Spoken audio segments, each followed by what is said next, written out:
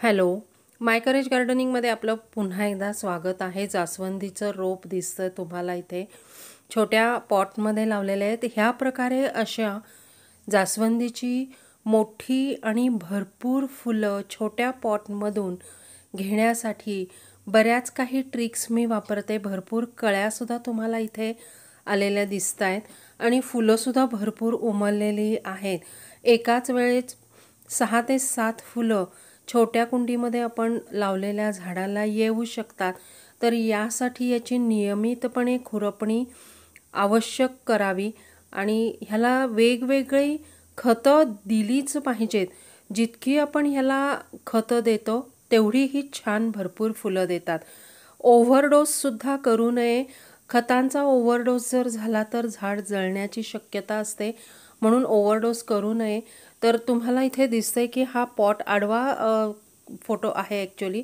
तर हा पॉट जो आहे तो अगदी छोटा आहे। 5 ते 6 इंचाच्या पॉटमध्ये हे जास्वंदीचं रोप लावलेलं आहे आणि त्याच्यामध्ये एवढी सगळी फुलं येतात। महिन्यातून एकदा वर्मी कंपोस्ट किंवा किचन वेस्ट कंपोस्ट किंवा मग पानांचं खत असं एखादं खत तुम्ही मूठभर द्यायचं आहे।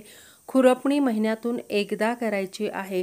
माझा जास्तीत जास्त भर हा किचनमधून जे तयार होणारं वेस्टेज आहे त्यावरच असतो। मी बाहेरून खूप कमी खतं घेते आणि घरातल्याच किचनमधून तयार होणारा जो कचरा आहे यातून माझी जी फुलं आहेत आणि झाडं आहेत ती फुलवण्याचा प्रयत्न करते। तर तुम्ही इथे बघू शकतात की किती फुलं आलेली आहेत।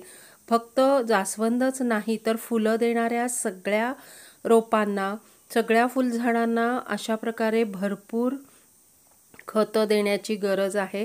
तर आपण ह्यासाठी कुठला खत मी देते, अगदी रेग्युलरली देते आणि एकाच या खताच्या वापराने सुद्धा तुम्ही भरपूर फुलं घेऊ शकता।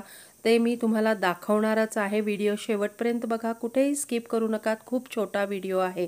जेव्हा आपण स्वयंपाकासाठी डाळ तांदूळ भिजवतो, इथे मी इडलीसाठी भिजवलेलं डाळ आणि तांदूळ आहे। उडदाची डाळ आणि तांदूळ आणि थोड्याशा त्यात मेथ्या घातलेल्या आहेत।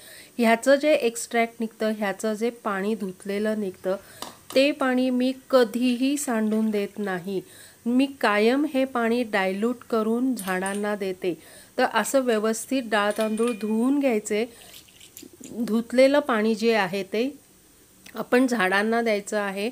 त्यामधून खूप सारे न्यूट्रिएंट्स जे रोपांना आवश्यक आहेत असे न्यूट्रिएंट्स मिळतात। Thanks for watching. माझा व्हिडिओ कसा वाटला हे नक्की मला सांगा।